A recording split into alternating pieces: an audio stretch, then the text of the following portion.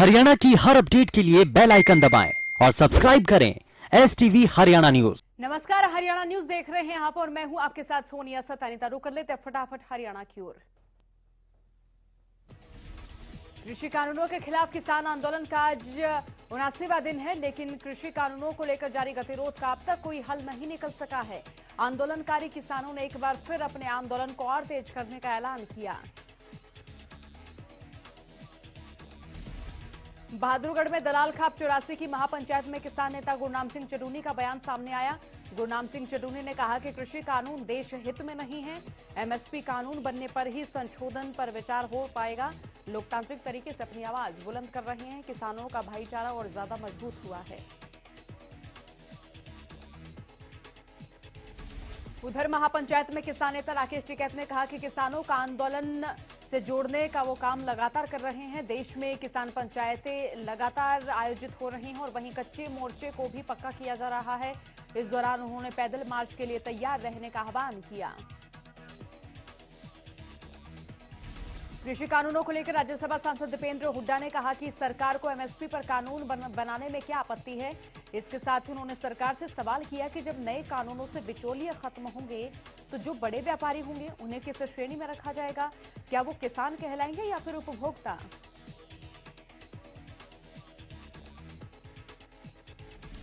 इनेलो supremo OP Chautala ने 3 कृषि कानूनों को किसान विरोधी करार दिया।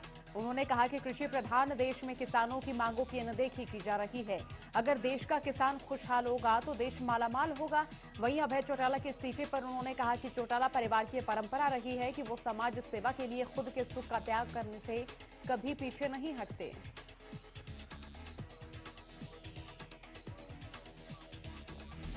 वहीं बीजेपी सरकार पर निशाना साधते हुए ओपी चौटाला ने कहा कि सरकार किसान आंदोलन को दबा रही है। उनको ये याद रखना होगा कि कभी बीजेपी ने भी आंदोलन किया था, क्योंकि अपने हक के लिए आंदोलन करना सबका अधिकार है।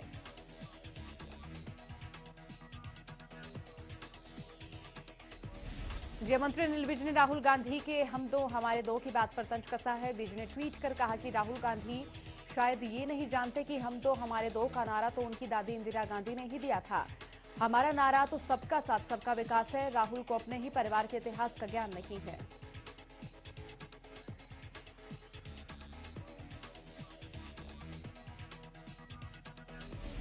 पलवल के NH-19 पर चल रहा किसानों का धरना 12वें दिन भी जारी है। किसान अपनी मांगों पर अड़े हुए हैं तो उनका धरना भी दिन प्रतिदिन मजबूत होता जा रहा है। हर वर्ग और समाज से किसानों का भरपूर समर्थन मिल रहा है। इसके साथ ही लोग खाद्य सामग्री भेजकर अपना समर्थन किसानों को दे रहे हैं। किसानों का कहना है कि जब तक बिल वापसी नहीं तब तक घर वापसी नहीं। वहीं समाजसेवी स्वामी श्रद्धानंद सरस्वती ने कहा कि सरकार शुरू से किसानों के प्रति संवेदनशील दिखाई नहीं दे रही है। किसान आंदोलन को बदनाम और बर्बाद करने की सुनियोजित चाल सरकार की ओर से चली जा रही है। आगामी 18 फरवरी को रेल रोको आंदोलन का आह्वान राष्ट्रीय किसान मोर्चे की ओर से किया गया है।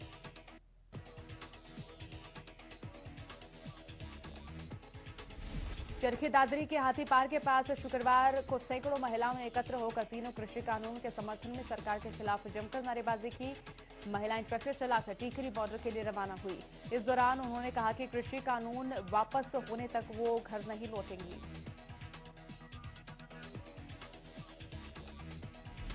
किसान महापंचायत को लेकर किसानों ने शुक्रवार को करनाल के जाट भवन में बैठक की। दरअसल करनाल के इंद्री में 14 फरवरी को किसान महापंचायत की जाएगी, जिसको लेकर किसान नेता रतन मान की अध्यक्षता में बैठक की गई। रतन मान ने कहा कि किसान महापंचायत में किसान नेता राकेश टिकैत, गुरनाम सिंह चडूनी सहित अन्य किसान यूनियन के नेता शामिल होंगे।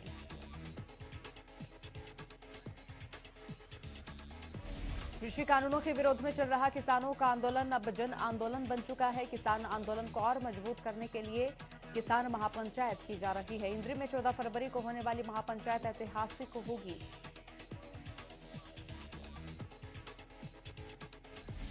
हरियाणा में भी किसानों के लिए पिज्जा का लंगर शुरू कर दिया गया है। पंजाब से दिल्ली जा रहे किसानों के लिए फतेहाबाद में पिज्जा का लंगर लगाया जा रहा है। फतेहाबाद के बाईपास पर किसानों के लिए बीते 60 दिनों से लंगर चल रहा है, जहां पर पहले किसानों के लिए दाल और रोटी का प्रबंध होता था, लेकिन अब इस लंगर में पिज्जा का प्रबंध किया गया है।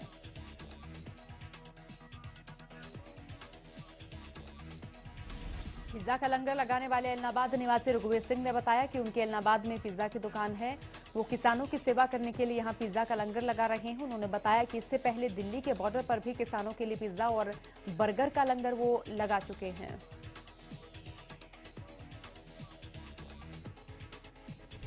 भारत चीन सीमा विवाद को लेकर पक्ष और विपक्ष में बहस छिड़ी हुई है। राहुल गांधी ने सरकार को गद्दार बताते हुए कहा कि गद्दारों ने भारत का एक टुकड़ा चाइना को दे दिया। राहुल के बयान पर गृहमंत्री अनिल विज ने पलटवार करते हुए राहुल को चीन का प्रवक्ता करार दिया। विज ने कहा कि राहुल गांधी लंबे समय से देश को अपमानित करते आए हैं और देश की सेना के हौसले को कम करने का काम कर रहे हैं।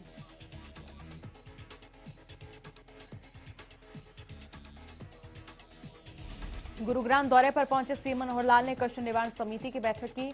इस बैठक में सीएम मनोहर लाल ने 5 समस्याओं का मौके पर ही समापन किया। बैठक के बाद मीडिया से बातचीत करते हुए मुख्यमंत्री ने कहा कि वो सबसे परामर्श करके ही हरियाणा का बजट बनाएंगे। बजट लोकहित में होगा और इसमें सभी वर्गों का ख्याल रखा जाएगा।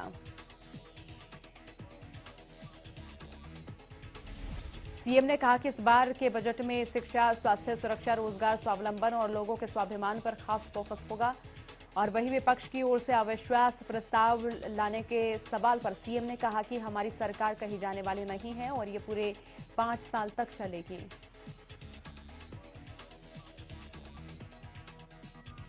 पांच मार्च से हरियाणा बजट सत्र की शुरुआत होगी। आपको जानकारी दे दें कि इस बार भी सत्र के लिए प्रशासन कोविड नियमों के साथ तैयार है। सत्र के दौरान सोशल डिस्टेंसिंग रखी जाएगी, साथ ही कोरोना के सभी नियमों का पूरा पालन यहां पर होगा। इस बारे में जानकारी देते हुए विधानसभा स्पीकर ज्ञानचंद गुप्ता ने बताया कि सत्र को लेकर तैयारियां हो रही हैं।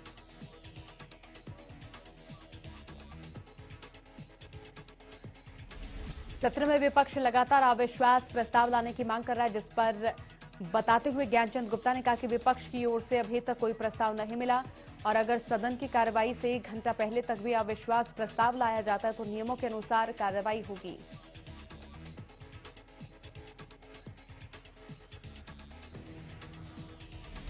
गृहमंत्री अनिल विज के भाई और डीआईजी अशोक कुमार के बीच हुए विवाद का मामला अब तूल पकड़ता ही जा रहा है। इसी सिलसिले में शुक्रवार को करनाल में रोड समाज के लोगों ने डीआईजी अशोक कुमार के समर्थन में रैली निकाली।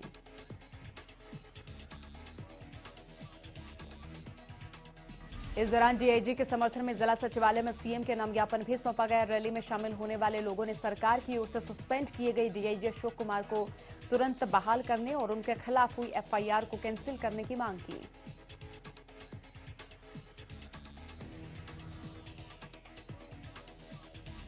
पानीपत में एक आशा वर्कर की मौत के बाद उसके परिजनों ने जमकर हंगामा किया। परिजनों का कहना है कि महिला पिछले 5 सालों से पीएचसी गांव सीक में कार्यरत थी। आशा वर्कर को आहर गांव में कोरोना वैक्सीन दी गई, जिसके बाद उसकी तबीयत बिगड़ने लगी थी। तबीयत बिगड़ने के बाद उसे निजी अस्पताल में भर्ती कराया गया, जहां डॉक्टरों ने उसे दूसरे अस्पताल में रेफर कर दिया गया। इसी बीच इलाज के दौरान आशा वर्कर की मौत हो गई।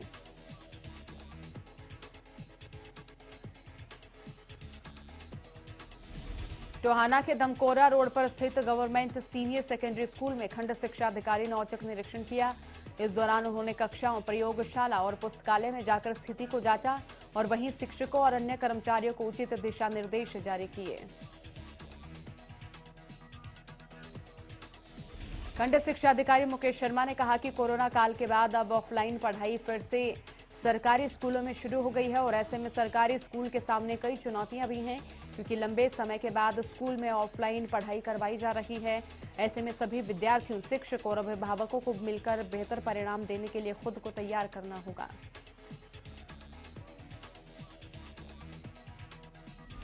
जींद में सड़क के बीचों बीच एक ट्रांसफार्मर लगा हुआ है, जिसको हटाने की मांग की जा रही है, लेकिन अब तक प्रशासन की ओर से ट्रांसफार्मर को हटाया नहीं गया, जिसको लेकर 14 फरवरी को स्थानीय लोगों ने 1 दिन की भूख हड़ताल का ऐलान किया है।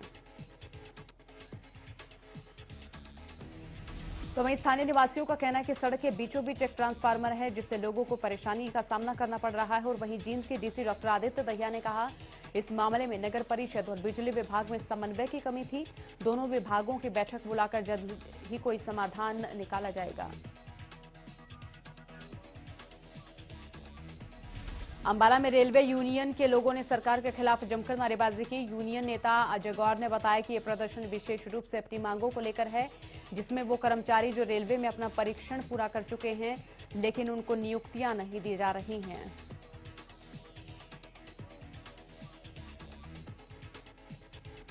जबकि भारतीय रेलवे में कर्मचारियों की भारी कमी है और सभी कमेटियों में लाखों पद रिक्त पड़े हैं। उन्होंने कहा कि इस कारण एक और तो कार्य कर्मचारियों पर काम का दबाव बढ़ रहा, तो वहीं दूसरी और प्रशिक्षण ले चुके कर्मचारियों की ओर से लाभ नहीं लिया जा रहा है। अंबाला नगर निगम से निकाले गए कर्मचारियों ने शुक्रवार से नगर निगम परिसर में ही धरना शुरू कर दिया। नगर निगम प्रशासन ने 16 आउटसोर्सिंग कर्मचारियों को इसी साल 1 जनवरी से नौकरी से निकाल दिया था, जिसके खिलाफ निकाले गए सभी कर्मचारियों ने नगर निगम आयुक्त के खिलाफ धरना प्रदर्शन किया और अपनी नौकरी बहाली की मांग की। लोगों ने कहा कि अगर उनकी मांग नहीं मानी गई तो वो भूख हड़ताल भी करेंगे। नौकरी से निकाले गए कर्मियों ने बताया कि वो बीते 10 से 12 सालों से यहां नौकरी कर रहे थे, लेकिन अब उन्हें अचानक नौकरी से निकालने का फरमान जारी कर दिया गया है।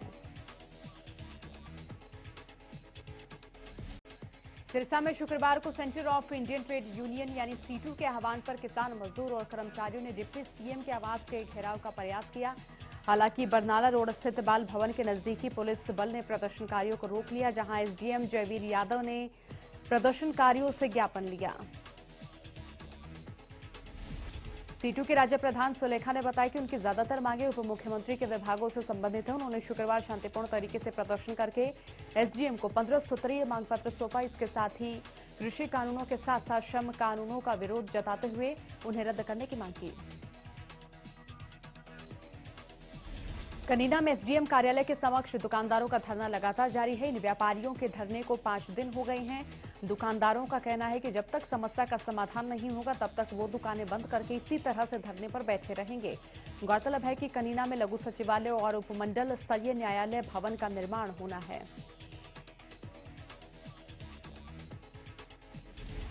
निर्माण में 156 दुकानें टूटने की संभावना है। अगर ऐसा होता है तो इनके सामने परिवार को पालने की समस्या खड़ी हो जाएगी और इसी के चलते इन दुकानदारों ने धरना शुरू किया हुआ है। दुकानदारों ने पंजाब हरियाणा हाईकोर्ट में एक याचिका भी दायर की, जिसमें आगे की सुनवाई 8 मार्च को होनी है।